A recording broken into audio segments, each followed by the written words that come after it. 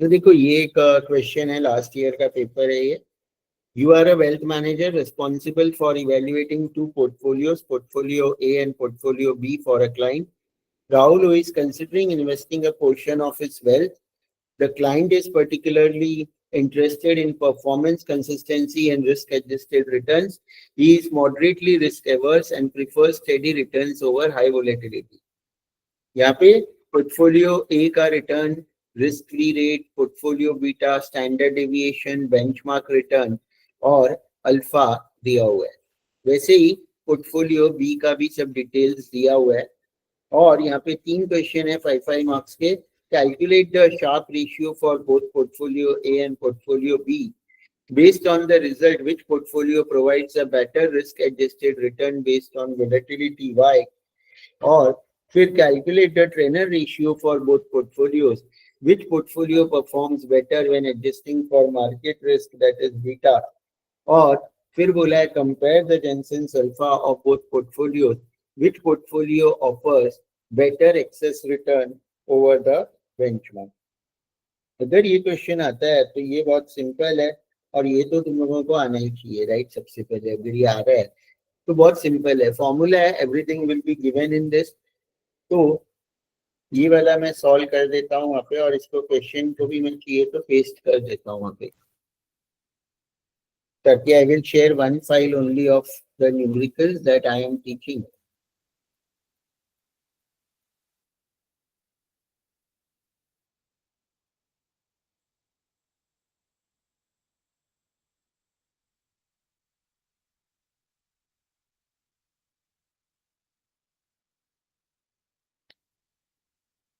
तो पहले ए पार्ट हम लोग इसका सॉल्व करते हैं जिसमें शार्प रेशियो पूछा है.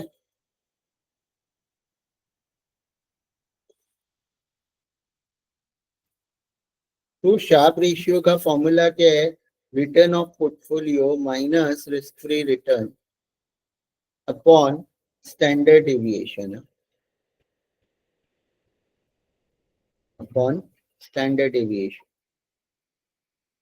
तो एवरीथिंग विल बी गिवन, तुम लोगों को ये सारी चीजें तो दी रहेगी.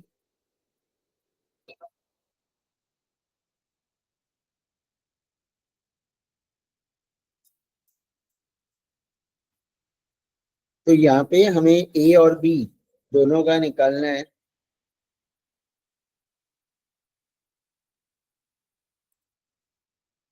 पोर्टफोलियो ए का हमारा क्या हो जाएगा वैल्यू?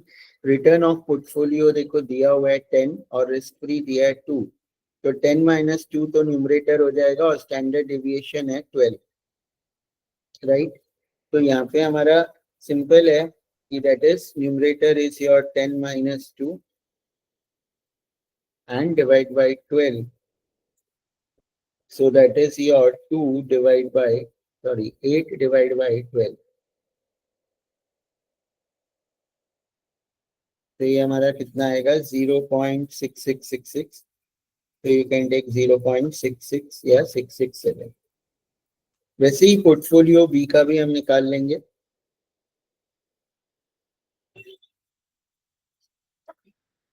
उसका रिटर्न दिया है 9 रिस्क फ्री है 2.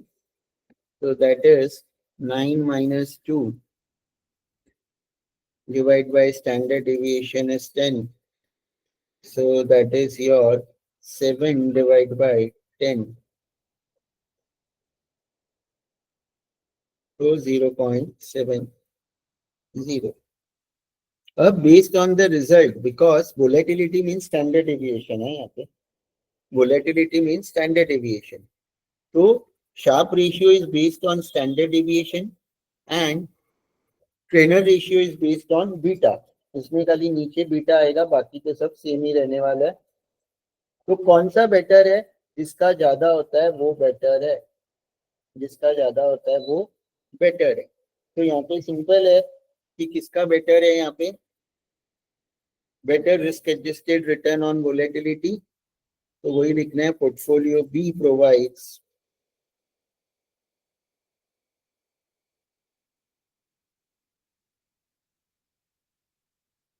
a better risk adjusted, जो स्टेटमेंट है वही कॉपी करना है, return based on volatility, and volatility का मतलब स्टैंडर्ड डेविएशन ही होता है। तो ये तो आंसर हो गया। और वाई,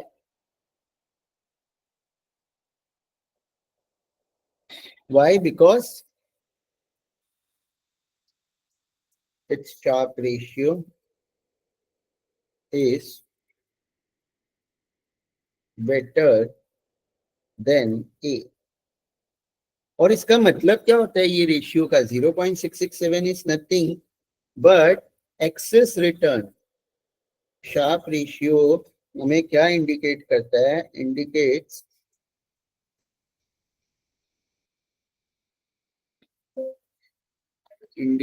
एक्सेस रिटर्न, यानी कितना एक्सेस रिटर्न मिला per unit of risk.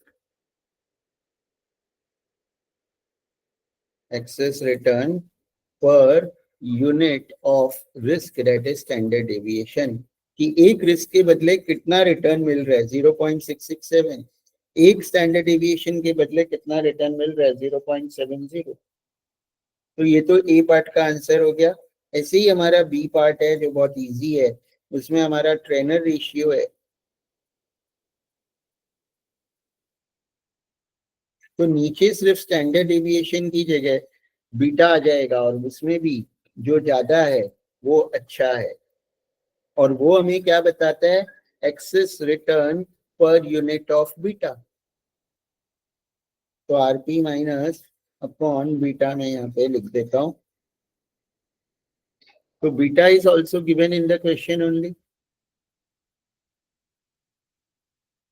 Numerator तो सेम ही रहेगा, इसका बीटा है 1.2 और बी का है 1।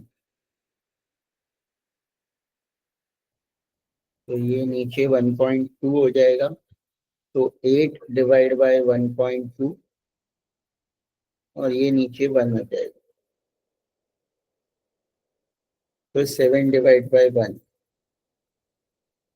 तो इसका आंसर आएगा 7।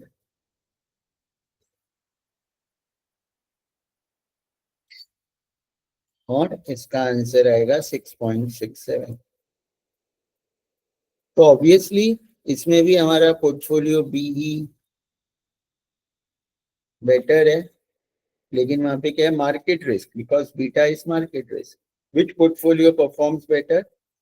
तो portfolio B performs better, provides a better risk adjusted return market risk।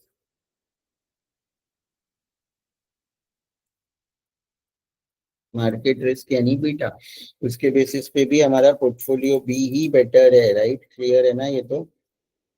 और because its treynor ratio is better than A, higher than A।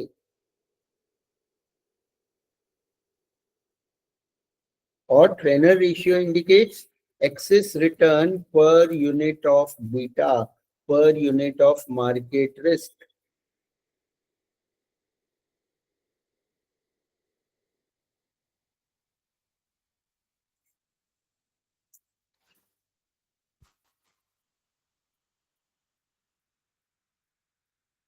C part में बोला है compare the Jensen's alpha of both portfolios, which portfolio offers better excess return over the benchmark। तो alpha कुछ नहीं है, alpha is your excess return only. तो return of portfolio minus return as per CAPM को हम जेनसेंस alpha बोलते हैं। तो उसका फॉर्मूला क्या होता है?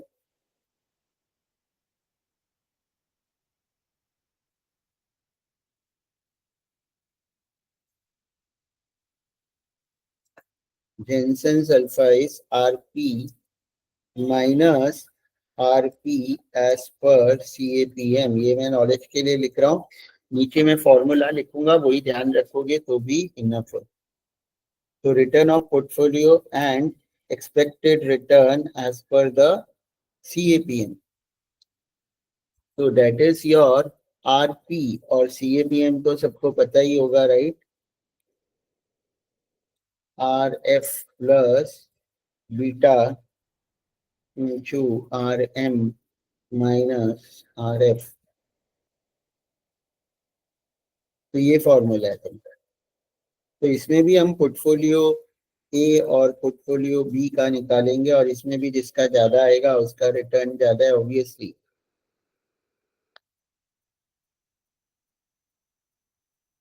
तो रिटर्न तो 10 है पोर्टफोलियो ए का, जो हम पहले ले लेंगे 10 माइनस फिर square bracket R F risk free return is 2 plus beta is 1.2 और उसमें R M minus R F.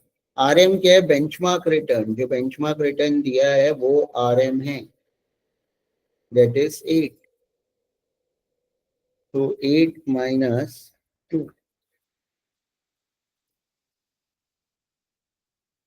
इसको हम सॉल्व करेंगे तो 1.2 इंटू 6 होगा, दैट इज 6 1 6 और 6 2 1.2 7.2। तो 2 प्लस 7.2 9.2। तो 10 माइनस 9.2, तो तुम्हारा ये हो जाएगा 0.8। This is your Jensen's alpha portfolio A. Portfolio B का रिटर्न है 9%, तो 9 minus risk free return is 2 plus beta is 1.0 and benchmark return जो RM है वो है 7, so that is 7 minus 2.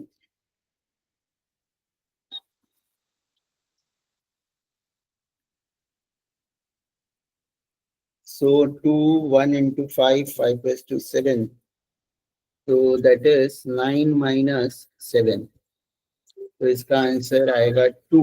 तो इसमें भी पोर्टफोलियो बी बेटर है बिकॉज इसका एक्सेस रिटर्न ज्यादा है। Which portfolio offers better excess return over the benchmark? Portfolio B offers better excess return over the benchmark। benchmark यानी मार्केट रिटर्न, जिसका भी ज्यादा आएगा। तो तीनों में जिसका भी ज्यादा आएगा वही बेटर है। और क्यों? रीजन वही, because it's Jensen's alpha is higher. Reason वही देना, बिकॉज इट्स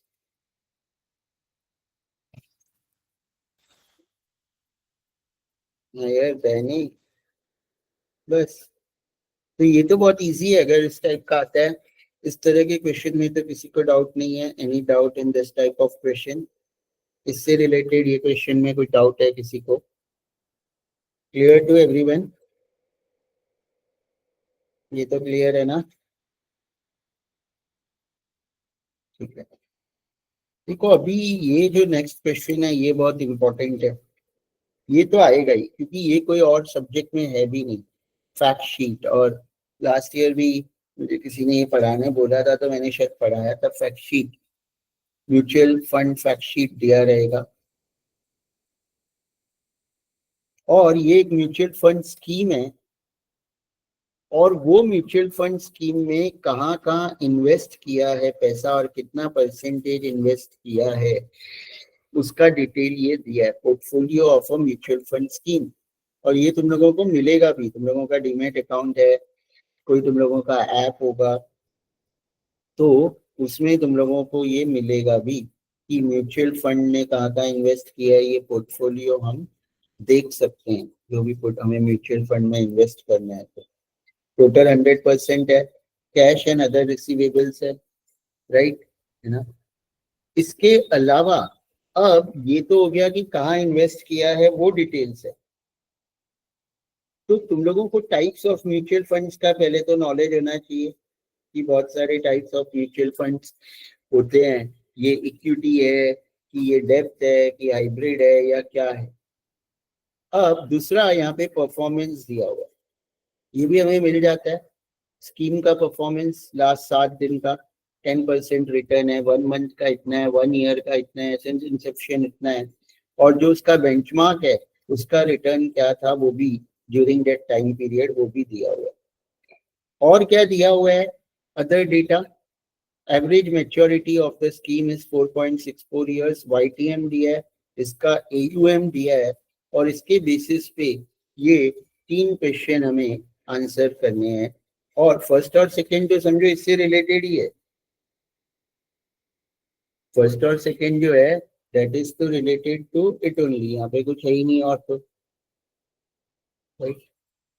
थर्ड वाला उन लोग ने जनरल पूछा है, जो तुम्हें पोर्टफोलियो मतलब म्यूचुअल फंड्स का नॉलेज होगा तो ही तुम लोग वो आंसर कर सकते हो। ये भी मैं वहां पे पेस्ट कर देता हूँ, ठीक है ना।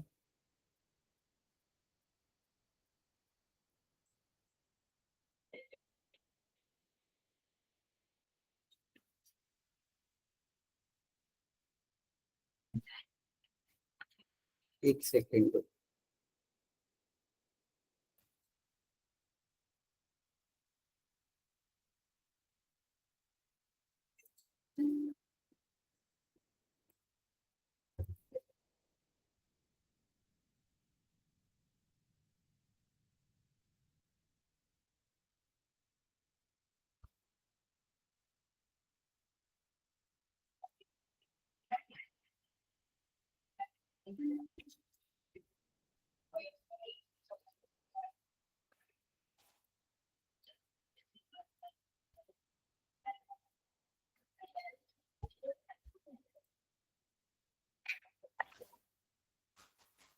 तो यहाँ पे अगर देखोगे तो गवर्नमेंट ट्रेजरी बिल में 29% है और बाकी सारा अगर तुम यहाँ पे देखोगे ये पूरा तो क्या दिया हुआ है, equity and equity related instruments, और उसका यहाँ पे दे भी दिया है कि इक्विटी में 63% है, government bond and treasury bill में 29% है और अदर इक्विटी रिलेटेड इंस्ट्रूमेंट्स में 5.5 है।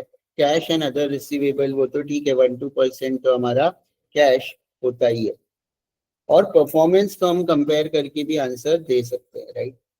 तो ये इक्विटी एंड डेप्थ ओरिएंटेड है, बट क्योंकि 70-60% ये है तो ये हम बोलेंगे हाइब्रिड फंड है। From the portfolio mention the percentage breakup between depth and equity, तो वो तो हम लिख सकते हैं, इज इट इक्विटी ओरिएंटेड और डेप्थ ओरिएंटेड, तो इट इज इक्विटी ओरिएंटेड क्योंकि इक्विटी में ज्यादा है, इक्विटी में ज्यादा है तो इसका तो आंसर इक्विटी ओरिएंटेड होगा। और परसेंटेज उन्होंने दे ही दिया है, ये भी हमें कैलकुलेट ही नहीं करना है।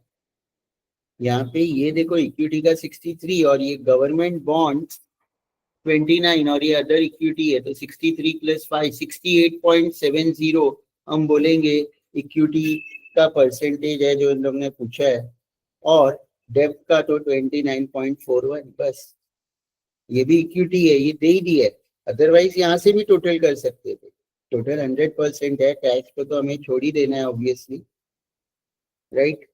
तो ये तो बहुत ही सिंपल है कि मेरा कौन सा फंड है वो तो हम लोग पता कर सकते हैं कि ये इक्विटी ओरिएंटेड है कि डेप्थ ओरिएंटेड है।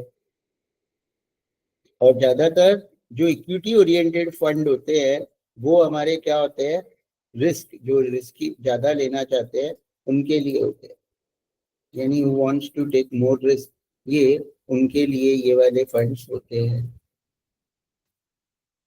तो फर्स्ट आंसर वाज तो वेरी सिंपल क्योंकि उसमें कुछ पूछा ही नहीं था और इट इज इक्विटी ओरिएंटेड और दोनों का परसेंटेज ही लिखना था। ये तो सबको समझा ना, ये तो क्लियर है सबको, इसमें किसी को डाउट है। अब सेकेंड क्वेश्चन है, will you suggest this scheme to a very aggressive client risk profile, justify your answer. तो देखो एग्रेसिव को हम इक्विटी ओरिएंटेड देते हैं, बट वेरी एग्रेसिव को तो हम 90% इक्विटी या फुल इक्विटी वाला भी हम दे सकते हैं, राइट।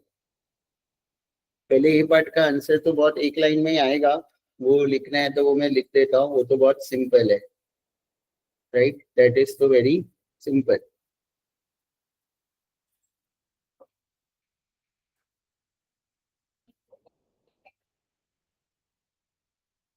और बी पार्ट में वेरी एग्रेसिव क्लाइंट को हम बोलेंगे तो यस, क्योंकि एग्रेसिव क्लाइंट कौन है, जिसको रिस्क लेना है और रिटर्न ज्यादा चाहिए उसको एग्रेसिव क्लाइंट बोलते हैं हम। और उसके लिए सिंपल है कि एग्रेसिव क्लाइंट को इक्विटी ओरिएंटेड फंड ही हम रिकमेंड करते हैं। तो डेप्थ परसेंटेज तो वो जो था हमारा गवर्नमेंट बॉन्ड वाला वही सिर्फ डेप्थ है, दैट इज 29.41। और इक्विटी का परसेंटेज ऐड करके हम लिख सकते हैं दोनों जो वहां पे दिया हुआ है, क्योंकि सारे others listed share on NSE and BSE भी ऐड हो जाएगा, तो 63.2 प्लस 5.5।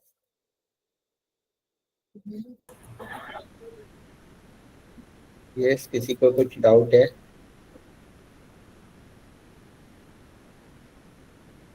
So that is 68.70. अब इन लोग ने बोला इज इट इक्विटी ओरिएंटेड और डेप्थ oriented scheme? It is equity oriented.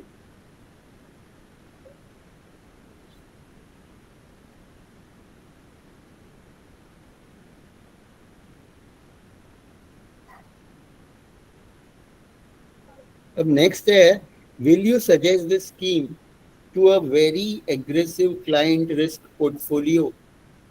तो yes, because in equity oriented fund risk is higher, डेप्थ ओरिएंटेड में रिस्क कम होता है और return is also higher, right ना?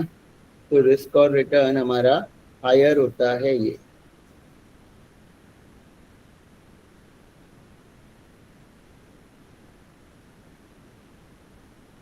लेकिन वेरी एग्रेसिव लिखा है यहाँ पे, अभी यहाँ पे भी बहुत सारे देखो, थोड़ा सा ये होता है कॉन्सेप्ट कि मैंने क्या बोला, वेरी एग्रेसिव कौन होता है? जिसको भाई अनलिमिटेड रिस्क लेना है, अनलिमिटेड रिस्क, कि भाई मेरे को रिस्क लेने को रेडी हूँ लेकिन मेरे को ये चाहिए, रिटर्न ज्यादा चाहिए। तो उसके लिए तो हम लोग पूरा, मैं पर्सनली क्योंकि म्यूचुअल फंड तो डिस्ट्रीब्यूटर हूँ, तो हम लोग कौन सा करते हैं, पूरा 100% इक्विटी। और मैंने तो जितने भी सब क्लाइंट्स है सबको मैंने ज्यादातर तो इक्विटी ओरिएंटेड ही दिया है, डेप्थ जिसमें है नहीं वो वाला, ये तो हाइब्रिड वाला है। तो वेरी एग्रेसिव अभी सब्जेक्टिव आंसर है, बट वेरी वर्ड है, वेरी। अगर सिर्फ एग्रेसिव होता तो हम लिख देते यस, बट क्योंकि वेरी एग्रेसिव है, वेरी एग्रेसिव मतलब क्या, तो हम इसका आंसर नो भी लिख सकते हैं, और नो ज्यादा परफेक्ट होगा, because no as very aggressive client risk wants higher return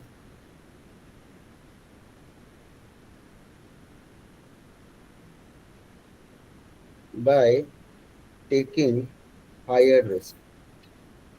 तो उसके लिए कौन सा है? फॉर हिम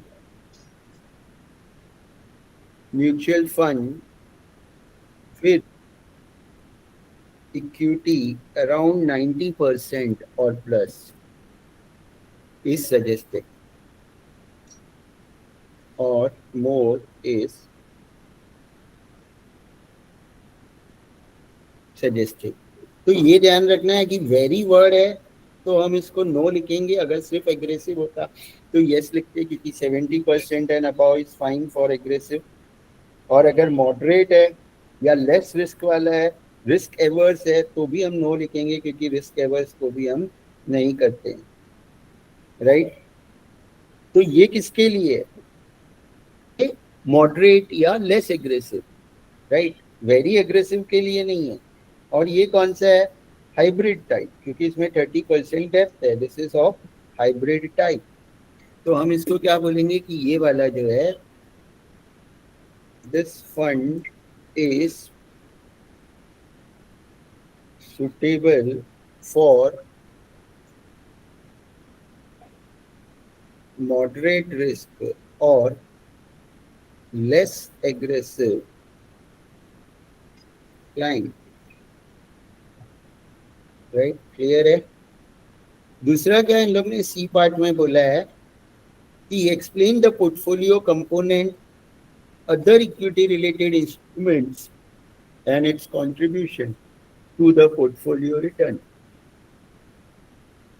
तो यहाँ पे इन लोग ने बोला है कि अदर इक्विटी रिलेटेड इंस्ट्रूमेंट्स कौन से होते हैं, जो यहाँ पे इन लोगों ने दिया है, अदर इक्विटी रिलेटेड इंस्ट्रूमेंट्स 5.5 है ना। तो ये अदर इक्विटी रिलेटेड इंस्ट्रूमेंट्स में जनरली क्या आता है?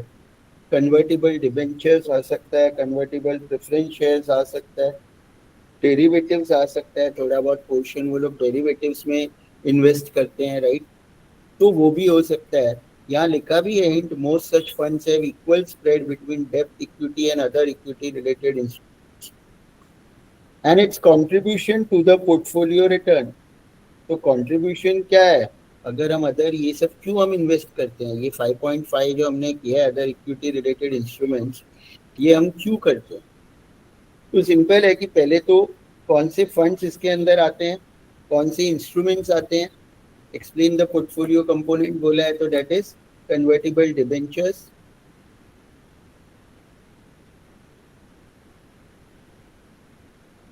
क्यों इसको देखो, डिबेंचर्स तो डेब्ट होता है, बट वो क्योंकि कन्वर्टिबल है तो वो रिस्क से ही रिलेटेड है हमारा, राइट? रिस्क से रिलेट इक्विटी से ही रिलेटेड है। कन्वर्टिबल प्रेफरेंस शेयर्स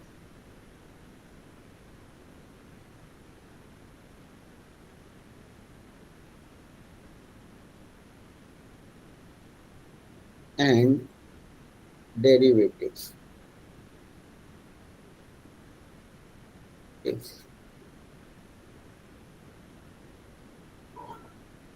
अब इनका क्या फायदा है? अगर हम ये ऐड करते हैं 5.5%, तो इसका क्या फायदा मिलता है एक म्यूचुअल फंड को, वो हमें लिखना है यहाँ पे। तो एक तो डाइवर्सिफिकेशन, जो हमारा नॉन ट्रेडिशनल जो हमारे ये होते हैं सब, जो इक्विटी में हम इन्वेस्ट करते हैं, तो इसका बेनिफिट है adds diversification, provides additional income, dividend, interest, क्योंकि जैसे डिवेंचर है उस पर इंटरेस्ट मिलेगा, कन्वर्टिबल प्रेफरेंस शेयर है उस पर डिविडेंड मिलेगा, राइट?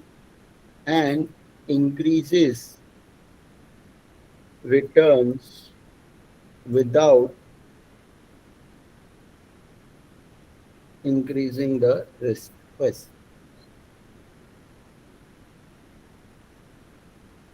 तो देखो आंसर का क्वांटिटी, ये जो जितना क्वेश्चन है ना उससे आधा में तो हमारा आंसर हो जाएगा। क्वेश्चन सिर्फ बड़ा है, बट इसमें कुछ और डिटेल्स पूछी नहीं है, बट फैक्ट शीट के और हम दो तीन सब डिस्कस करते हैं पास्ट पेपर्स के। इस सब में किसी को डाउट है, किसी को कुछ पूछना है? Anything wants to ask anything? या ठीक है। अब देखो ये तो एक पेपर था जो एंड सेम 24 का था। एंड सेम 23 का भी हम डिस्कस कर लेते हैं, क्या आया है इसमें।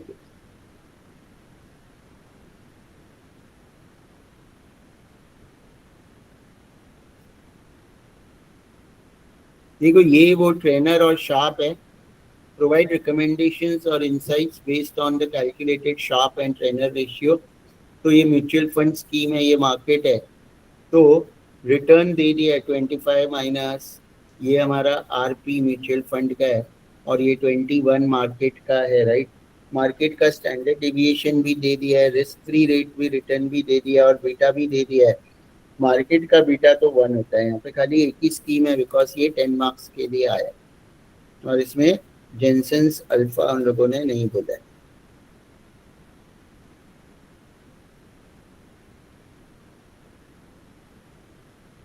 तो डायरेक्टली मैं पहले शार्प रेशियो डायरेक्टली निकाल लेता हूँ फॉर्मूला, तो ये तो ऊपर से ही कॉपी कर लेता हूँ, और इसमें खाली थोड़ा सा अलग है कि एक ही स्कीम है हमारा।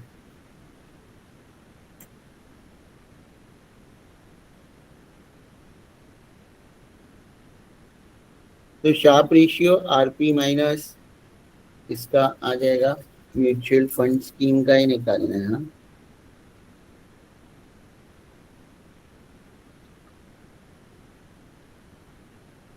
तो यहाँ पे हमारा आएगा 25 रिटर्न है म्यूचुअल फंड स्कीम का, मार्केट रिटर्न 21 है, और divide by standard deviation which is 21, so that is 4 upon 21,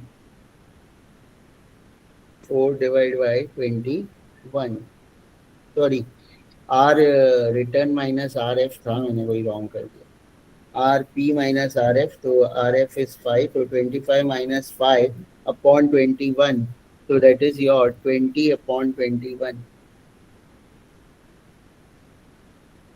So 20 divided by 21, you will get the 0.95238, 2 या 3 डिजिट तक ले सकते हो तुम लोग। फिर तुम मार्केट का भी ये निकाल लोगे। मार्केट का क्या आएगा हमारा, 21 minus 5 divide by 19, so that is your 16 divided by 19.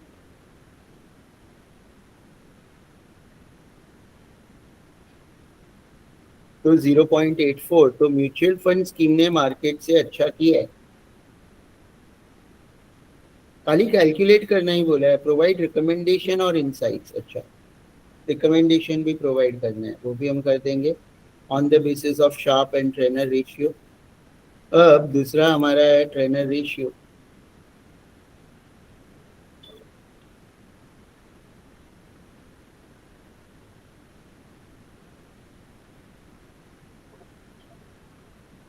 तो ये भी हम दोनों का निकाल लेंगे, मार्केट और इसका।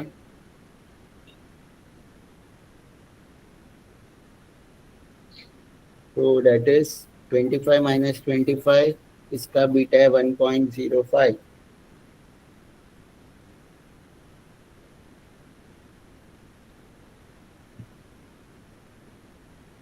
25 minus 5 divided by 1.05, so that is 20 divided by 1.05.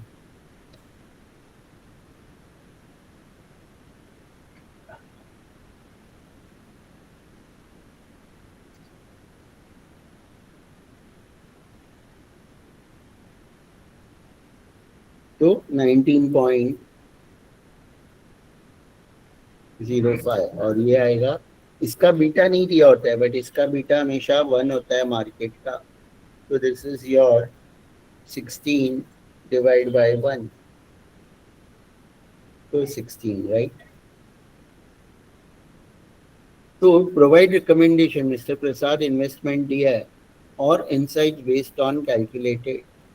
तो यस, मिस्टर प्रसाद ने इन्वेस्ट किया हुआ है, तो ये स्कीम अच्छी है, ये मार्केट से ज़्यादा रिटर्न दे रही है। Mister Prasad investment, mister Prasad has invested in a better mutual fund scheme which is performing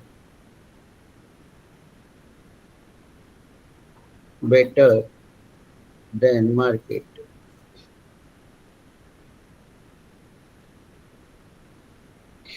He should continue his investment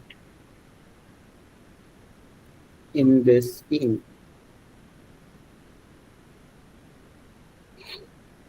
तो ये तो सिंपल है, ये तो क्लियर है सबको। अब ये वाला जो फैक्ट शीट है, ये भी वहाँ पे पेस्ट कर देता हूँ।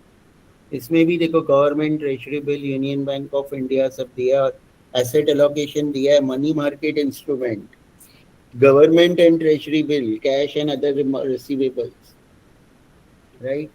तो इसमें मनी मार्केट में है और गवर्नमेंट, तो ये पूरा डेप्थ ओरिएंटेड फंड है। ये क्या है, डेप्थ ओरिएंटेड फंड है पूरा। ड्रॉ द रिस्कोमीटर, और डेप्थ ओरिएंट का रिस्कोमीटर। अब रिस्कोमीटर भी तुम लोगों को मुझे बताना पड़ेगा।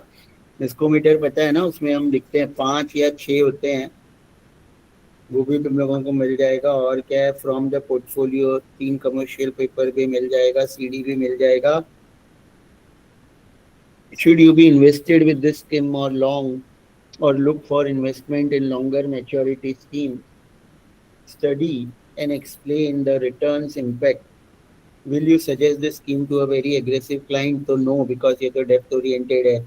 Given the average maturity of the scheme less than 120 days, is it likely to give capital gain tax advantage? Provide explanation with justification. नहीं, तो देखो 2 स्क्रीनशॉट नहीं।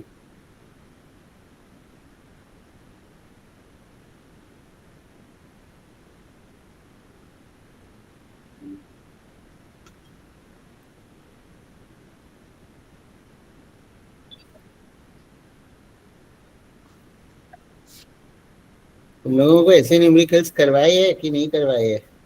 ऐसे आने वाले हैं ना? Any man have any idea कि नहीं है वेल्थ मैनेजमेंट का ज्यादा आइडिया किसी को? सर बस ओरली एक्सप्लेन किया है। ये सब ये वाला क्या? Yes sir. Okay. But fact sheets last year भी सिखाया था, ये घनश्याम लोग ने मुझे पूछा तो था। और फैक्ट शीट तो हर पेपर में आया ही है ये वाला तो, राइट? अब ये रिस्कोमीटर तो तुम्हें ड्रॉ करना पड़ेगा, देखो मैं तुम लोगों को यहाँ पे बताता हूँ रिस्कोमीटर। वो एक मेरे पास था फाइल, वो भी मैं ढूंढता हूँ रिस्कोमीटर। देखो ये होता है रिस्कोमीटर, हाँ, म्यूचुअल फंड्स का, जिसमें तुम लोगों को अभी कौन सा सिखाया है लेटेस्ट वाला, ये वाला है क्या? ऐसे बनाना होता है, ये low, low to moderate, moderate, moderately high, high और वेरी हाई, राइट?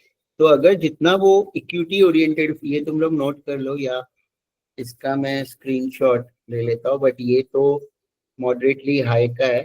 बट हमारा तो डेप्थ फंड है, डेप्थ फंड, तो हम उसका रिस्कोमीटर बताता हूँ, छोटा सा होता है। इमेज चाहिएगा, इमेज। ये सब तो हाई वालों का है, लो लो लो वाला किधर है? यानी ये जो एरो है ना, ये लो रिस्क पे लेना पड़ेगा तुम्हें, लो रिस्क है ये तो पूरा, एकदम ही हमारा मनी मार्केट इंस्ट्रूमेंट्स है, लो रिस्क वाला है ही नहीं कोई। तुम लोगों को खाली ये एरो ना लो पे रखना है, तो मैं ये वाला फोटो ले लेता हूँ, इसमें एरो नहीं है।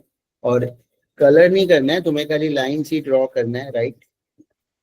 अगर इक्विटी ओरिएंटेड फंड होगा, जितना रिस्क होगा तो उतना ही हमें वो करना है, right? So I will draw here. तो ड्रॉ द रिस्कोमीटर में, ये तो रिस्कोमीटर तुम्हारा हो गया कि ये तुम्हें ऐसे बनाना है। और अगर ये हाई वो वाला होता, जैसे ये वाला फर्स्ट वाला, इसमें रिस्कोमीटर बोलते हैं, तो 68% इक्विटी है ना, तो हम इसको यहाँ पे लेते हैं हाई पे, वेरी हाई पे नहीं लेते। 90% के आसपास है इक्विटी तो वेरी हाई, 70% के आसपास है तो हाई। जितना कम होते रहेगा इक्विटी वैसे ही। और अगर डेप्थ फंड है तो लो टू मॉडरेट, और एकदम ही मनी मार्केट है, ये तो मनी मार्केट इंस्ट्रूमेंट्स है, मनी मार्केट इंस्ट्रूमेंट्स यानी शॉर्ट टर्म इंस्ट्रूमेंट्स होते हैं। तो इसका रिस्कोमीटर तुम लो पे बनाओगे, लो वाले पे एक एरो डालोगे, राइट? क्लियर है ये तो?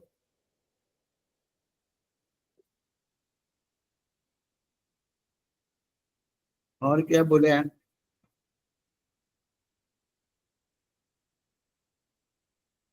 Mention the investment objective in SEBI category, where does the fund belong to, and scheme name in general. Scheme name तो हम इसमें क्या डालेंगे? स्कीम नेम तो मनी मार्केट, शॉर्ट टर्म, हम डेप्थ फंड बोलते हैं इसको, मनी मार्केट फंड या शॉर्ट टर्म फंड या डेप्थ फंड। स्कीम नेम का नहीं समझ में आ रहा है। From the portfolio mention at least 3 commercial papers, तो देखो यहाँ से अभी तुम लोगों को ये पता चलेगा नेम ऑफ द इश्यूअर है, तो कमर्शियल पेपर्स और सर्टिफिकेट ऑफ डिपॉजिट्स। अच्छा, अब इसमें से कौन सा कमर्शियल पेपर है और कौन सा सर्टिफिकेट ऑफ डिपॉजिट है? तो कमर्शियल पेपर्स कॉर्पोरेट्स यूज कर सकती है, certificate of deposits bank use कर सकती है। तो जो भी बैंक वाले नाम है वो तुम लोग सर्टिफिकेट ऑफ डिपॉजिट्स में लिखोगे। और ये जो भी है, हंसराज रिटेल वेंचर्स और ये oil and natural gas corporation, Tata investment, ये कमर्शियल पेपर्स में लिखोगे, राइट? इसका ये देखना पड़ेगा fund scheme name. Sir Religare भी ये कॉर्पोरेट हो गए।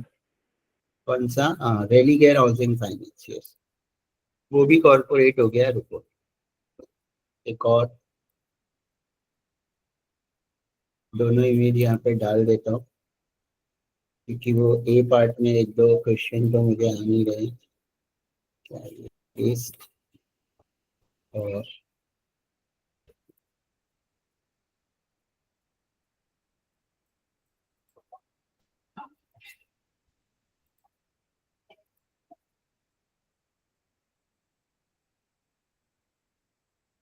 तो तुम लोगों का आंसर आ ही जाएगा। जो स्कीम नेम एंड ऑल पूछा है, राइट, ये तो इजी है। बाकी तो कि ये रिस्कोमीटर भी इजी है, commercial paper, certificate of deposit भी बता दिया, because certificate of deposit bank issue कर सकती है, commercial papers corporate.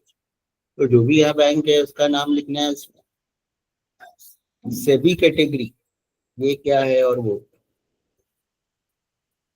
since the scheme invests in money market instrument and government, the fund carries low to moderate risk. low to moderate है, मैंने तो low बोला था, रिस्कोमीटर में low to moderate बोला है इसमें तो। बट क्योंकि गवर्नमेंट ट्रेजरी तो जीरो रिस्क होता है, मनी मार्केट भी जीरो ही होता है, ये तो बहुत शॉर्ट टर्म 98 डेज ही है। ठीक है, लो टू मॉडरेट में ले सकते हो, मेरे हिसाब से तो लो रिस्क आना चाहिए था इसमें, बट लो टू मॉडरेट में लिया है ये वाले ने। ये थोड़ा सब्जेक्टिव है, दोनों ही राइट देंगे वो लोग, ठीक है ना। इन्वेस्टमेंट ऑब्जेक्टिव यहाँ पे है ये चाहिए तो पूरा कॉपी कर देता हूँ। और सेबी डेप्ट फंड, मनी मार्केट फंड, वो तो मैंने बोला था डेप्ट फंड, तो डेप्ट फंड ही है ये, और मनी मार्केट इंस्ट्रूमेंट्स है तो मनी मार्केट फंड, तो वो तो बराबर है। खाली ये हमारा ठीक है। तो लो टू मॉडरेट में ले लोगे। इन्वेस्टमेंट ऑब्जेक्टिव क्या है यहाँ पे, reasonable return with high liquidity. देखो ये जो भी मनी मार्केट इंस्ट्रूमेंट होता है ये बहुत शॉर्ट टर्म होते हैं, और इसका यहाँ पे एवरेज मैच्योरिटी दिया ही है 90 डेज। 98 डेज में तो लोग विड्रॉ कर लेते। तो ये फंड कौन इन्वेस्ट करता है, जिसको वही लिक्विड करना है, यानी जिसको मॉडरेट रिटर्न चाहिए लेकिन जब पैसा चाहिए वो निकाल सकता है, वही ये फंड में इन्वेस्ट करेगा। इसमें रिटर्न ज्यादा नहीं मिलेगा, राइट, बट उसका कैपिटल लॉस होने का चांस बहुत कम है।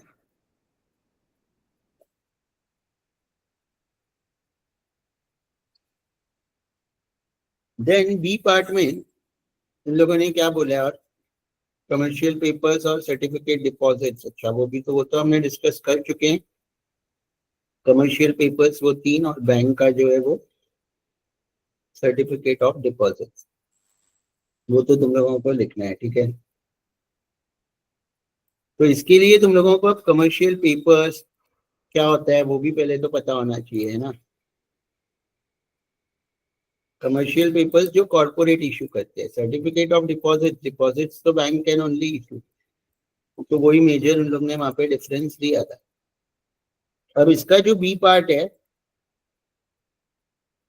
should you invest with this scheme or book for investment in longer maturity scheme, क्योंकि इंटरेस्ट रेट कम हो रहा है तो हमें इसमें से निकाल के लॉन्गर में इन्वेस्ट करना चाहिए, क्योंकि ये 98 डेज बाद जब मैच्योर हो जाएगा और 3 महीने में इंटरेस्ट रेट कम हो जाएगा तो तब हम इन्वेस्ट करने जाएंगे तो कम इंटरेस्ट रेट मिलेगा। तो in falling interest rate longer maturity funds, है ना, benefit more due to the bond price appreciation, तो उसमें हमें करना चाहिए, लॉन्गर में करना चाहिए अगर फॉलिंग इंटरेस्ट रेट है तो, और राइजिंग इंटरेस्ट रेट है तो फिर हमें इसमें ही बने रहना चाहिए जब तक रेट ऑफ इंटरेस्ट प्राइस नहीं होता है, ताकि आगे रेट ऑफ इंटरेस्ट बढ़ेगा तो हम इसमें से निकाल के तब उसमें इन्वेस्ट करेंगे। दूसरा इन लोगों ने क्या बोला है यहाँ पे कि study and explain the return impact, तो रिटर्न इम्पैक्ट भी यहाँ पे दिया है। Short term funds like this one will give stable but lower returns, returns तो लोअर ही मिलेगा बिकॉज ये तो मनी मार्केट इंस्ट्रूमेंट है, but long term funds will capture capital gain, इसमें रिटर्न कम है, अगर हम लॉन्ग टर्म में डालते हैं तो कैपिटल गेन भी होगा। एग्रेसिव क्लाइंट के लिए सुटेबल है तो नो, वेरी एग्रेसिव क्लाइंट कौन होता है, जिसको ज्यादा रिस्क और ज्यादा रिटर्न लेना है, ये तो लो मॉडरेट रिस्क है, तो एग्रेसिव क्लाइंट के लिए ये सुटेबल नहीं है, ये कंजर्वेटिव क्लाइंट के लिए, रिस्क एवर्स क्लाइंट के लिए सुटेबल है। Capital gain tax advantage more than 365 होता है तो ही मिलेगा, तो नहीं मिलने वाला है कैपिटल गेन, ये शॉर्ट टर्म कैपिटल गेन में ही आएगा, और अभी जो भी 20% स्लैब रेट है वही मिलेगा। अभी तो स्लैब रेट्स नहीं है, 20% पे टैक्स होगा, 23 जुलाई से चेंज हो गया, बट कैपिटल एडवांटेज नहीं मिलने वाला है। तो यही क्वेश्चंस पूछे थे। रिस्क ठीक है लो टू मॉडरेट, बट ये वाले क्वेश्चंस ना उतने हार्ड नहीं होंगे, तुम लोगों को आ जाएंगे, खाली थोड़ा सा तुम लोग ये पास पेपर्स भी करके जाओगे ना तो भी इससे बाहर तो आने नहीं वाला है, राइट।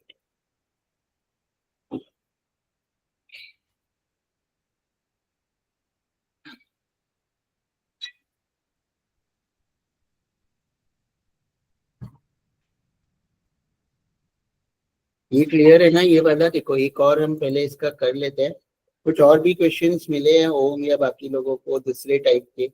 एक तो देखो ये म्यूचुअल फंड फैक्ट तो आने वाला है तुम लोगों को, ये सारे पेपर्स में आया है। 24 और 23 हमने डिस्कस किया, एक 22 का और कर लेते हैं। शार्प ट्रेनर तो सबको आ जाएगा इजीली। देखो फैक्ट स्कीम तो आया ही है हमें, और ये केस स्टडी में ही आया है, देखो सब वैसे ही है। Draw the riskometer from the portfolio, वही 3 commercial papers, 3 certificate of deposits, explain the return impact, same ही है। give the average maturity of the scheme is it likely to give capital gain tax, तो no। in a rising बोला है यहाँ पे, तो उल्टा, तो ये वाला तो नहीं एक्सप्लेन करो ना, सेम ही है, सेम ही क्वेश्चन है। इसमें अगर देखेंगे तो मनी मार्केट में ही है, हाँ 70%। तो this is same type of question only 22 का, ये तो तुम लोग कर लेना। वैसा ही क्वेश्चन है, राइजिंग है इंटरेस्ट रेट तो इसमें उल्टा लिखना है, और तो इसमें कोई क्वेश्चन आई नहीं है 22 में। तो एक और मेकअप का भी मैं देख लेता हूँ, कुछ अलग आया है तो सेम ही फंड आते हैं, तो ये 15 मार्क्स और शार्प ट्रेनर का जो भी आएगा 15 नहीं, ये तो 20 मार्क्स आएगा। एक ये भी आया है तुम लोगों को, हाँ स्कीम है, बेंचमार्क है, ट्रैकिंग एरर है, what is Nifty 100 and investor risk category, does it suit to choose the best performing ETF for your client, what is the tracking error and how is it calculated। ये सिखाया है क्या tracking error and all, याद है किसी को?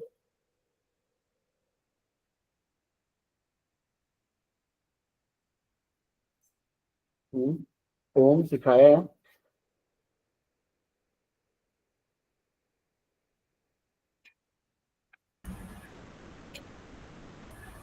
नहीं sir, मतलब याद नहीं आ रहा है।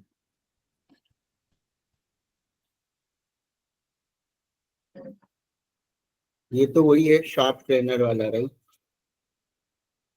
ये फैक्ट शीट वाला है, इसमें गवर्नमेंट, ये तो पूरा इक्विटी वाला है, मनी मार्केट में है। अच्छा 93, ये देखो उसका ही वैसे टाइप का ही दे रहे, मनी मार्केट ये वाला ही, वो वाला ही दे रहे और वैसे टाइप के ही क्वेश्चन आ रहे हैं। Percentage breakup between depth and equity, is it equity और डेप्थ, तो ये डेप्थ ओरिएंटेड है। Will you suggest this scheme to very aggressive, no. Explain why the return delivered is higher than the YTM for certain periods। certain periods के लिए YTM देखो 7.97 है, यहाँ पे कुछ periods के लिए वो रिटर्न ज्यादा है, शॉर्ट टर्म के लिए। ये वाला आंसर देखना पड़ेगा, बट ठीक है, बाकी मतलब ऐसे ही आने वाला है, तो ये तो कर लोगे ना तुम लोग। ये वाला answer return delivered higher than YTM, scheme का रिटर्न YTM से तो सब में ही ज्यादा है, किसी में भी कम नहीं है, बट ये 1 मंथ और 1 ईयर में क्यों ज्यादा है, इसका देखना पड़ेगा। बिकॉज ऑफ, सबका रिटर्न तो दिया ही है, बिकॉज ऑफ ये listed share on NSE and BSE, because ये सब तो हमारे CD और डेप्थ ही है, ये क्योंकि इक्विटी पार्ट है, तो वो रिटर्न क्यों ज्यादा होगा कि जो 15% शेयर्स में इन्वेस्ट किया हुआ है इक्विटी इंस्ट्रूमेंट्स में, ये 15.5% है, वो पीरियड में इक्विटी मार्केट ज्यादा इंक्रीज हुआ होगा। यानी यहाँ पे क्या लिखोगे, the return delivered is higher than YTM for 1 month and 1 year, क्योंकि बाकी सबका तो उसके आसपास ही है। तो क्यों ज्यादा है, because in that time period the equity market might have grown much better than the other period। वही उसका रीजन है, ठीक है। शार्प ट्रेनर भी आ जाएगा। और कौन से टाइप के सम्स है, ये करना है तो एक कर लेते हैं, ये कुछ अलग है। बाकी तो कोई फाइल तुम लोग ने भेजी है, उसमें से कोई सीखना है क्या, एनीवन प्रेजेंट जिसने फाइल भेजी थी, उसमें कोई फाइल में सम है तो वो बता दो, बट फैक्ट शीट करके जाना। ये वही है जेनसन ट्रेनर शार्प, वो भी करके जाना। एक ये है draw a model portfolio based on spend analysis with mind minimum details for each investment product and also proper rational. ये वाला जो तुम लोग भेज रहे थे ना, और ये तो आएगा ही म्यूचुअल फंड को, देखो। और इसमें भी कौन सा है? यस, सर वो ट्रैकिंग एरर आप सिखाने वाले हैं ना? ट्रैकिंग एरर कैलकुलेशन तो ये कैलकुलेशन वाला सब नहीं है, ये तो खाली ऐसे ही है। वो कैलकुलेशन तो उसमें तो वो दिया रहता है, रिटर्न्स दिया होता है। हाँ मतलब ऐसे सॉल्व कैसे करते हैं उसका कोई आइडिया नहीं है मुझे। सर ने से ओरली एक्सप्लेन किया था, वो कुछ समझ में भी नहीं आया। बट इसका कोई क्वेश्चन है क्या ट्रैकिंग एरर का? सर वो अभी प्रीवियस पेपर में था ना। वो तो डिस्कस कर देंगे। हाँ ये वाला सर। बट इसमें कैसे कैलकुलेट करते हैं सिर्फ थियोरेटिकली लिखना है, कैलकुलेट करके नहीं बताना है, राइट? ओके। तो कैलकुलेट करने के लिए देखो क्या होता है पता है, ये तुम लोगों को सेम 4 में आने ही वाला है, पोर्टफोलियो मैनेजमेंट में है जहां तक आई रिमेम्बर। ये रहा ट्रैकिंग एरर, देखो एक मेरी फाइल है, इसमें हमें ये डेटा चाहिए, month wise return of portfolio, और ये डेटा चाहिए। फिर ये डेटा के बेसिस पे ये सब हम बना के फिर ट्रैकिंग एरर का फॉर्मूला होता है, वो यूज करके हम ट्रैकिंग एरर निकालते हैं, राइट? बट इसमें ऐसा कोई डेटा नहीं दिया, ट्रैकिंग एरर दे दिया है, खाली लोग ने पूछा हाउ इट इज कैलकुलेटेड। तो देखो इसमें ट्रैकिंग एरर का वैल्यू तो कैलकुलेट कर ही नहीं सकते, वो तो दिया है, डेटा हमारे पास नहीं है।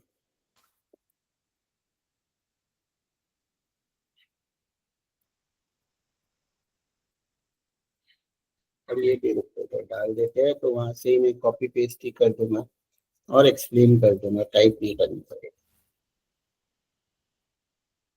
ये पोर्टफोलियो किसी ने लिया है तो आएगा ट्रैकिंग एरर, उसमें एक सम आता है ट्रैकिंग एरर का, उसमें इंफॉर्मेशन रेशियो भी होता है। ये पोर्टफोलियो मैनेजमेंट का है,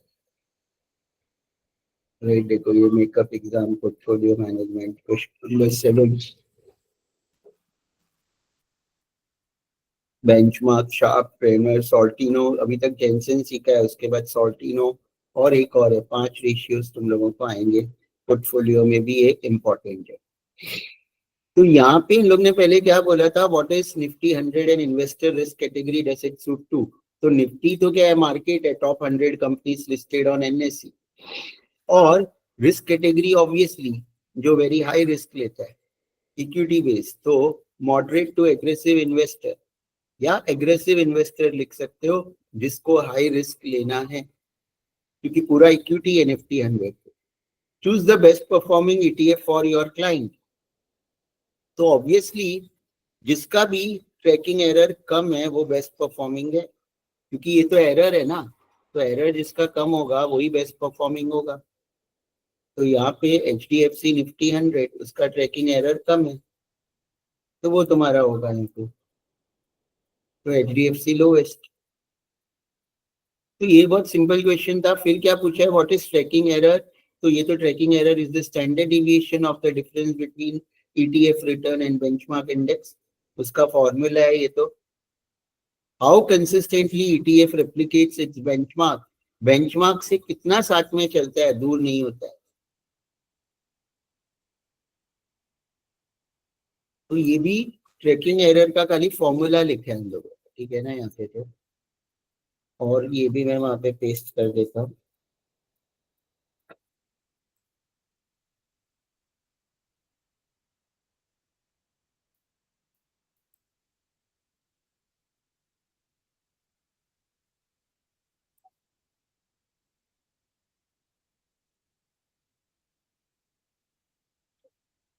और कौन सी क्वेश्चंस है, ये फॉर्मूला यहाँ पे आया नहीं है, ये देखो फॉर्मूला को, ये पूरा मुझे डिलीट करना पड़ेगा, क्योंकि वो कॉपी पेस्ट नहीं होता है, वो मैं इमेज लेके पेस्ट कर देता हूँ।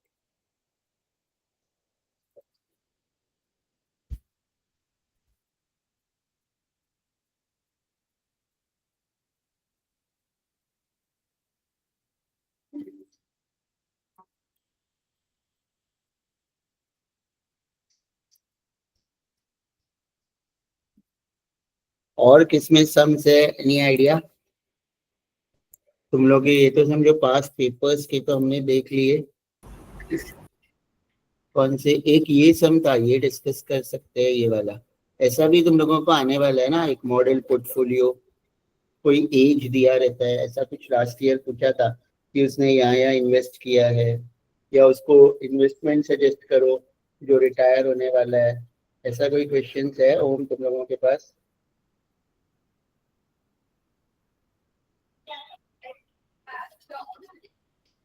और कौन है, किसी के पास है?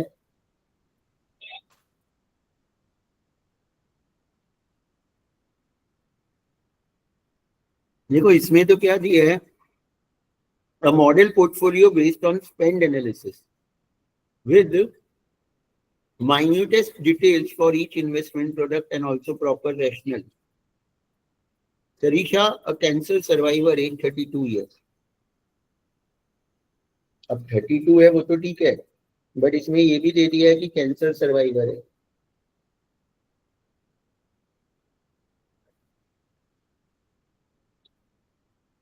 You can safely assume 30% of the surpluses she spends on fashion and entertainment. Monthly salary 2 lakh है।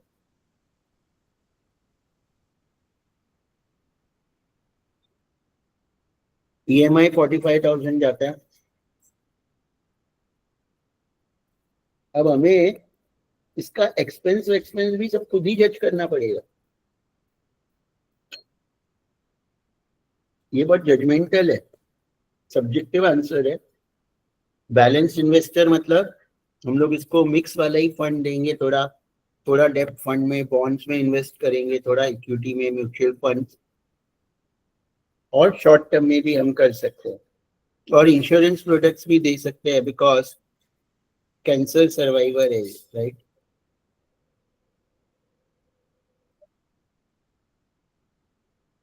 इसका इनकम तो दे दिया है, होम लोन दे दिया है, 1,55,000 बचता है। 30% of the surplus she spends on fashion, ये पूरा कंटिन्यू है ना, या उसका 30% सरप्लस है? ये क्वेश्चन भी बहुत सब्जेक्टिव है क्योंकि क्लियर नहीं है ना? ये भी हम देख लेते हैं यहाँ पे डाल के क्या है।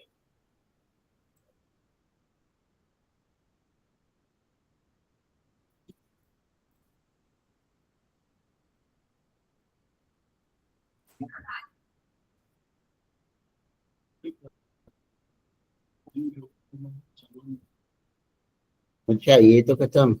इमेजेस भी कुछ लिमिटेड अपलोड कर सकते हैं क्या? चैट जीपीटी भी फ्री नहीं है ना शायद, शायद कुछ लिमिटेड ही इमेजेस अपलोड होते हैं।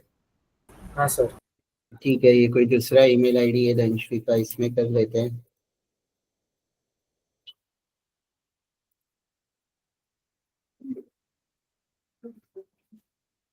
नॉट स्पेसिफाइड सैलरी 2 लाख है, बैलेंस इन्वेस्टर है। 30% of our expense are on fashion and entertainment. Okay, मतलब 2 लाख का 30% तो वो खर्चा कर देती है।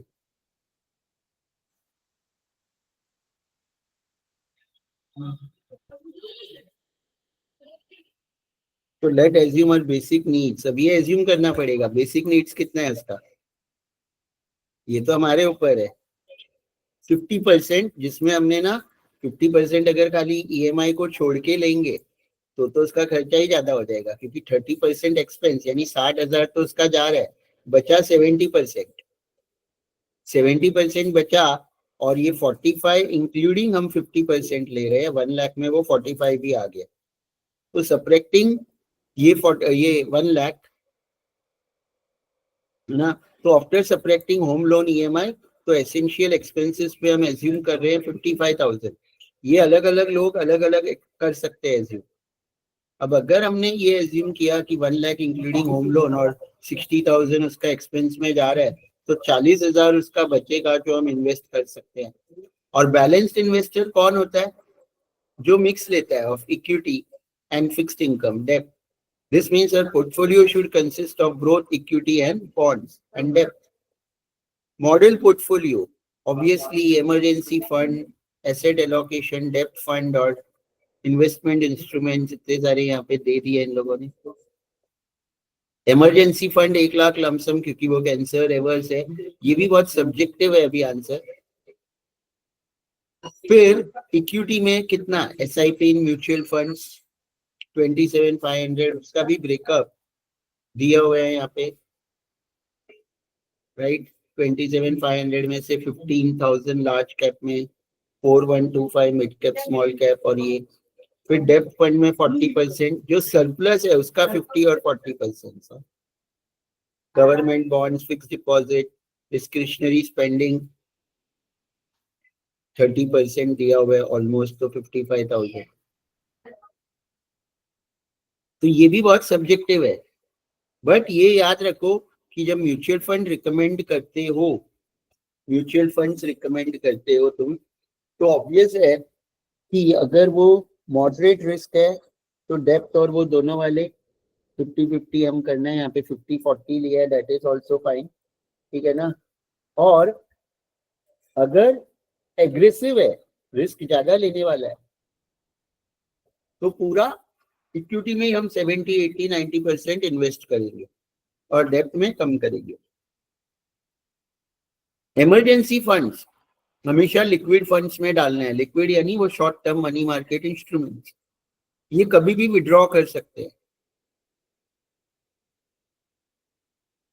और ये बहुत ही सब्जेक्टिव आंसर है ना, ऐसा कुछ आता है ना तुम लोगों को, क्योंकि इसमें तो बहुत चीजें एज्यूम पे बेस्ड है, एज्यूम पे।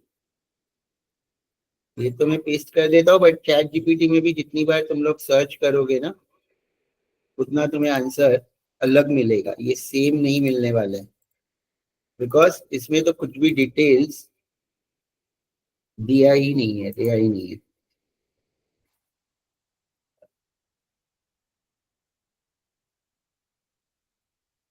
तो ये तो कुछ स्पेसिफिक क्वेश्चन नहीं था। और हमारा तो कौन सा है, ये तो शार्प ट्रेनर का, ये जो इजी है, ये तो सेम, देखो वो लोग ज्यादा वो वाला ही दे रहे हैं, जिसमें शॉर्ट टर्म ये certificate of deposit commercial paper वाला ही ज्यादा है, एक बार चेंज हुआ है लास्ट ईयर, ज्यादातर तो वही पेपर में आया हुआ है। तो क्वेश्चन कितने मार्क्स का है, 50 मार्क्स का ही ना इसमें। इसमें तो देखो कोई नहीं है, केस स्टडी ये वाले जो है, एजुकेशन फंडिंग, अब देखो इसमें ये दिया हुआ है, इस तरह के केस स्टडी आ सकते हैं। यहाँ पे दिया है, the Mehta family financial picture has been just transformed by a significant inheritance, moving them from a stable position to one requiring sophisticated long-term planning. Aarav Mehta 52 age है, प्रिया मेहता उसकी वाइफ है, children twin sons age 17, both are there in final year.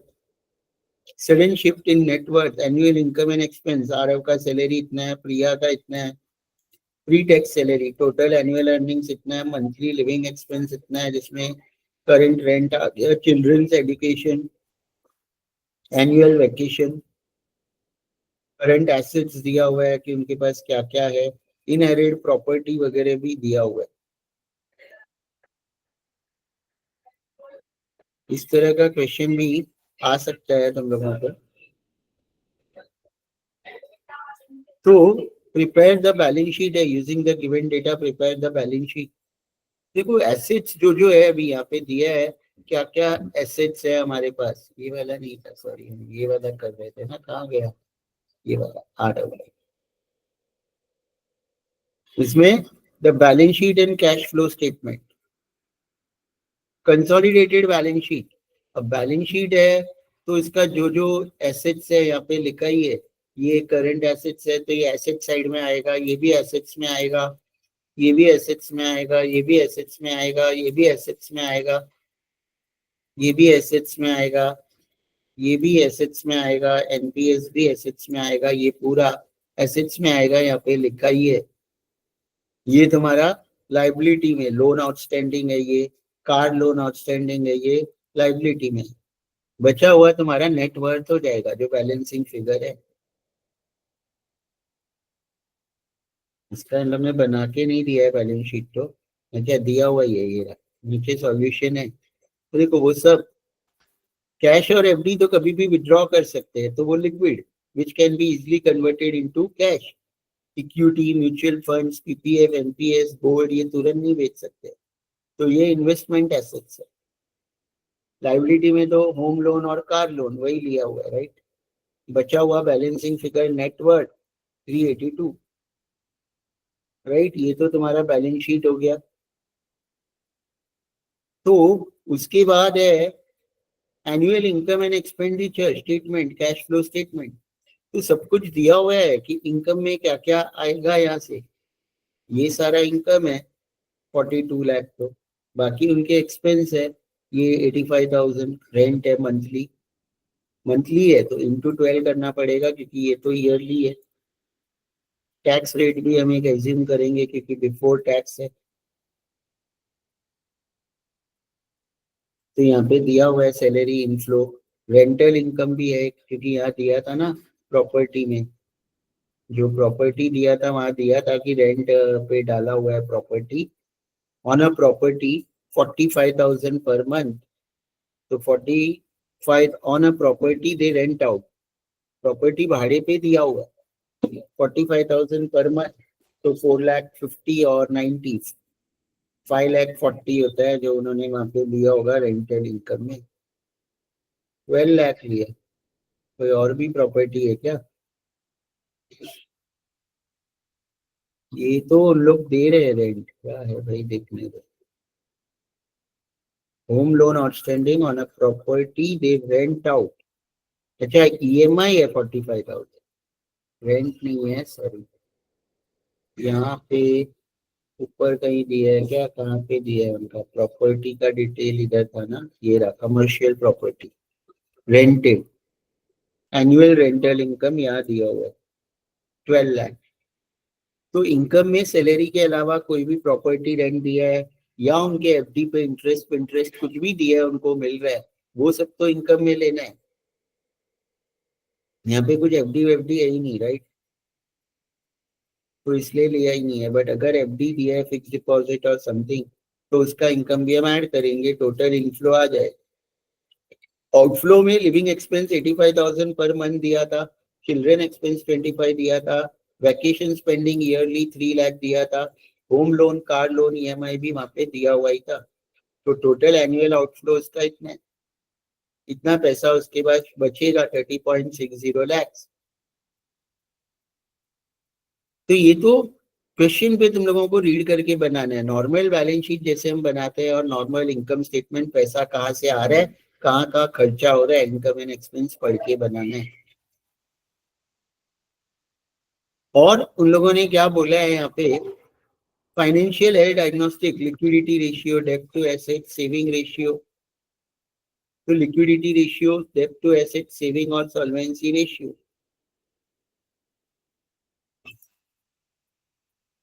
Liquidity, liquid assets upon monthly essential expense, तो liquid assets जो अलग से निकाला ही था हमने 50 लाख, और मंथली एसेंशियल एक्सपेंस क्या है, जो लिविंग है प्लस चिल्ड्रन प्लस ईएमआई, वो तो भरना ही पड़ेगा।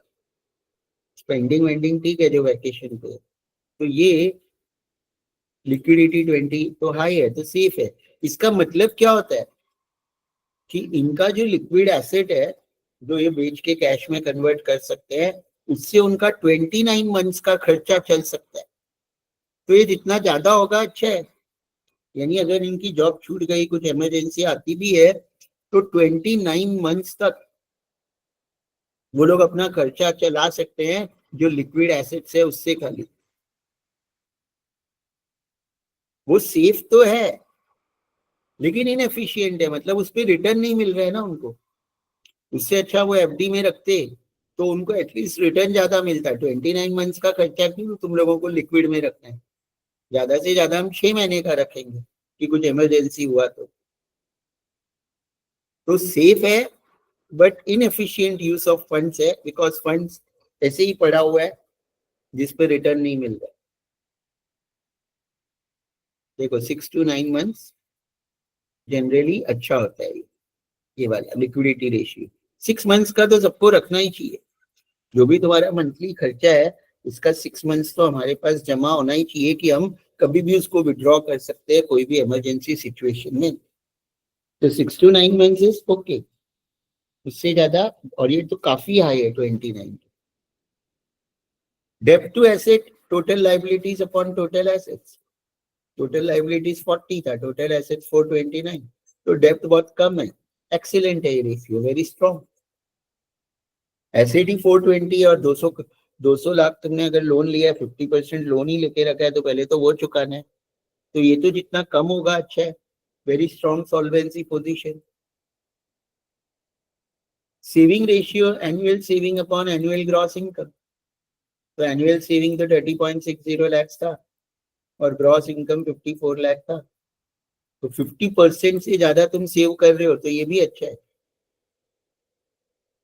जनरली ये 30% तक मैक्स होता है और 20% तो सबको सेव करना ही चाहिए। तुम लोगों को भी जॉब लगेगा ना, तो ये याद रखना कि सैलरी आएगी तो यूजुअली हैबिट होती है ना कि हम खर्चा कर देते हैं, लोन भी किसी का होता है, कुछ भी होने दो, खर्चा तो जब तुम 2 लाख पर मंथ कमाओगे तो भी पूरा कर सकते हो, और 50,000 पर मंथ में भी पूरा खर्चा कर सकते हो।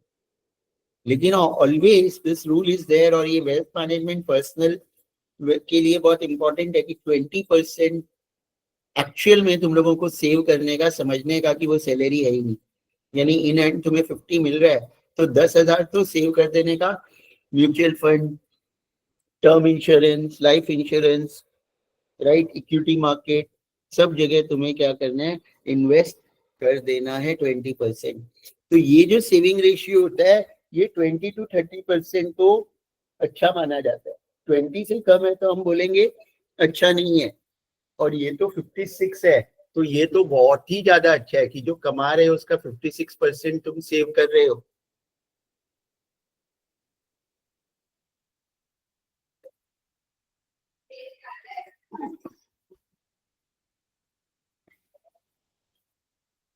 Solvency ratio, net worth upon total assets, तो ये भी अच्छा है। 90% एसेट तुम्हारे खुद के है, मतलब खुद के पैसे के। वो तो ऑब्वियस है कि डेप्थ जो हमने ऊपर निकाला था उसका उल्टा है। ये 9% है, 9.5, तो 100 में से 9.5 माइनस करेंगे तो ये आ जाएगा। तो ये तो अच्छा है, अगर ये डेप्थ टू एसेट अच्छा है तो सॉल्वेंसी भी अच्छा है। Behavioural finance and risk conciliation, adviser should not side with one partner, दोनों का व्यू पॉइंट सुनना पड़ेगा, क्योंकि वैलिडेट अदर्स नीड, कि जो हस्बैंड है उसकी क्या नीड्स है, प्रिया का अंडरस्टैंडिंग क्या है, reframe from risk to goals, goals क्या है उनका लॉन्ग टर्म, उसके हिसाब से अगर हम फाइनेंशियल एडवाइजर है तो हम उनको क्या एडवाइस करेंगे। हाइब्रिड इन्वेस्टमेंट पॉलिसी स्टेटमेंट बनाना पड़ेगा, segment by goal and time horizon, की education, balance for home, growth for retirement. Education के लिए जो उनको चाहिए उसके लिए तो कंजर्वेटिव में डालना पड़ेगा, घर के लिए अगर उनको चाहिए तो वो बैलेंस्ड में, और जो रिटायरमेंट का प्लानिंग है वो ग्रोथ वाले फंड्स में डालनी है, ज्यादा रिस्क लेते।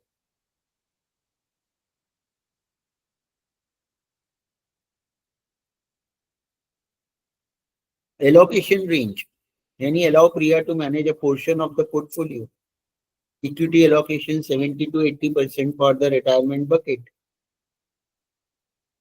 Risk free anchor for RR.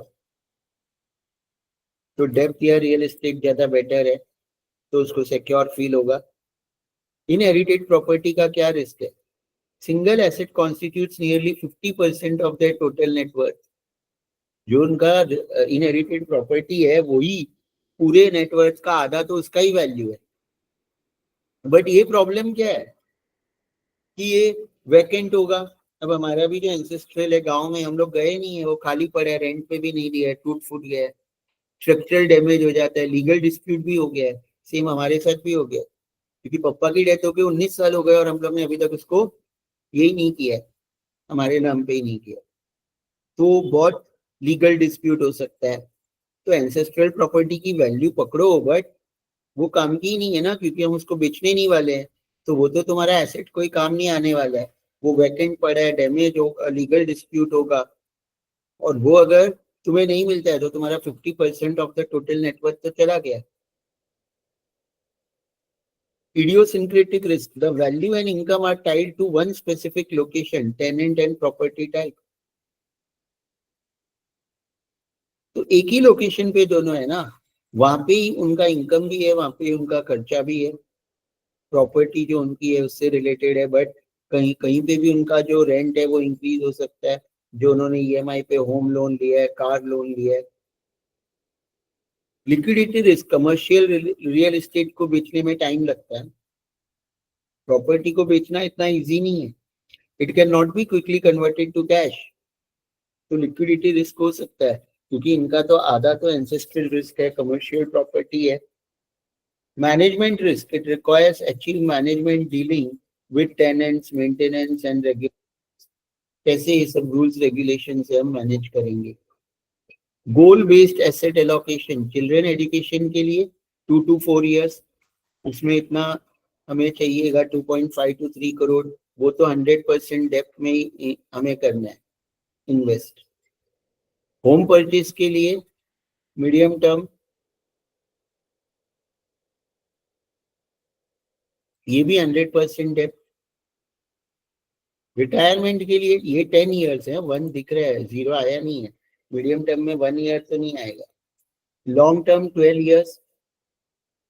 Retirement तो ये इक्विटी में होना चाहिए, 70% इक्विटी 30% डेप्थ, तो फ्लैक्सी कैप या डायनेमिक या हाइब्रिड फंड में हम डाल सकते हैं। Should they sell the inherited properties, दोनों इसका एडवांटेजेस डिसएडवांटेज बोथ है। एडवांटेज ये होता है कि उसको हम कहीं अच्छी जगह पे इन्वेस्ट करें तो उससे जो रिटर्न मिलेगा उसको भी हम इन्वेस्ट करें। I have personally recommended one of my students to sell the property and invest in it risk-free secured bonds। मैंने अभी एक कोई इन्वेस्टमेंट ऐसे बोला था कि प्रॉपर्टी बेच दो जो तुम्हें यूज नहीं आ रही है, और वो 50 लाख रुपीस तुम बॉन्ड्स, जो सिक्योर्ड बॉन्ड्स होते हैं, समझो कहीं भी तुम्हें समझना है कि तुमने प्रॉपर्टी रखा हुआ है, 50 लाख अगर सिक्योर्ड बॉन्ड्स में भी हम इन्वेस्ट करते हैं, जिसकी मैच्योरिटी 3 year 4 year 5 years वाली भी होती है, या गवर्नमेंट बॉन्ड्स में भी करते हैं तो 8% मिलता है। लेकिन कॉर्पोरेट बॉन्ड जो सिक्योर्ड होते हैं, सिक्योर्ड का मीनिंग जिसमें पैसा नहीं डूबेगा, उसमें तुम्हें 10 to 12% रिटर्न मिलता है। 10% भी पकड़ो तो 5 lakh per annum, monthly 40,000 you will earn. जो उस प्रॉपर्टी से रेंट नहीं मिलने वाला है, वो 40,000 तुम म्यूचुअल फंड में इन्वेस्ट करोगे SIP, तो विद इन 5 to 10 years जो प्रॉपर्टी की वैल्यू इंक्रीज भी नहीं होगी, उससे डबल तुम्हारा कॉर्पस बन जाएगा।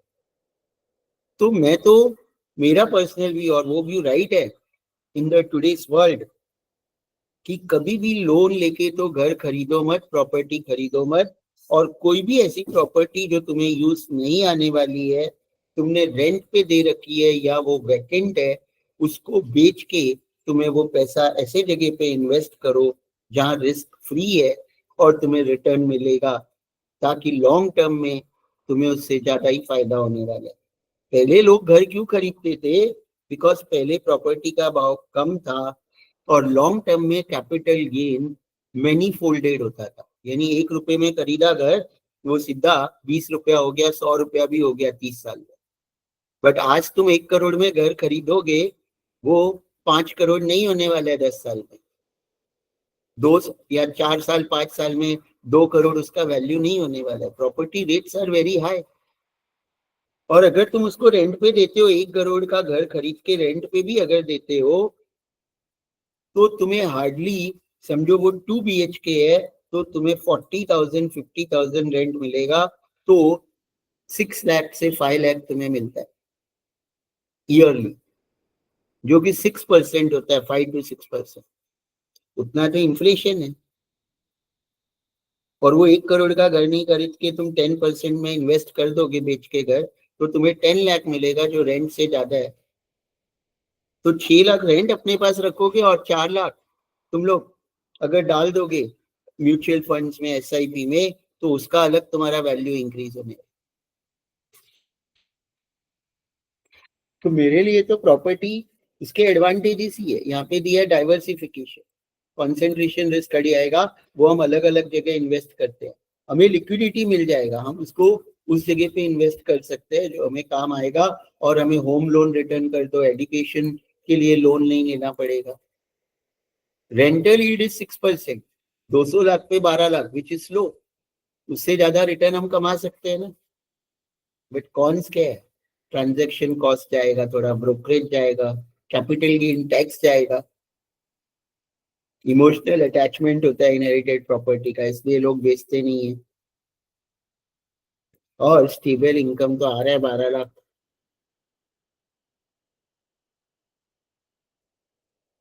तो ऐसे तो ये अलग अलग है, ये केस स्टडी तो तुम लोग पढ़ लेना, है ना। ये तो बहुत कुछ दिया है ऐसे इसके अंदर ही। आई डोंट नो इतना पढ़ा तो आएगा, बट क्या आएगा, ये वाला फाइल मैं भेज दूंगा। ये कौन सा फाइल है? Financial planning case study complete PDF, ये वाला मैं भेज दूंगा तुम लोगों को। ये कौन सा फाइल है? ये वाला, ठीक है, ये वाला मैं भेज दूंगा। और एक एक्सेल फाइल भेज दूंगा। वैसे ही इन लोगों का भी केस स्टडी है, इसमें भी लोन दिया है। तो एक ये क्वेश्चन आ सकता है, balance sheet, income and expenditure, और वो 4 फाइनेंशियल रेशियो निकालो जो हमने डिस्कस किए, और एसेट एलोकेशन। तो इस तरह के क्वेश्चन आ सकते हैं जो एक हमने डिस्कस किया। म्यूचुअल फंड फैक्ट शीट पे आएगा, ट्रेनर शार्प रेशियो पे आएगा। ये 3 क्वेश्चन ही अभी तक तो मुझे समझ में आ रहे हैं जो तुम लोगों को आएंगे, राइट? क्लियर है? Om, Meher, Anushka and Amit, anything else? तो तुम लोग देख लेना, एक लेक्चर और हम रख देंगे, भेज देना एक बार, और फैकल्टी से पूछ लेना, राइट?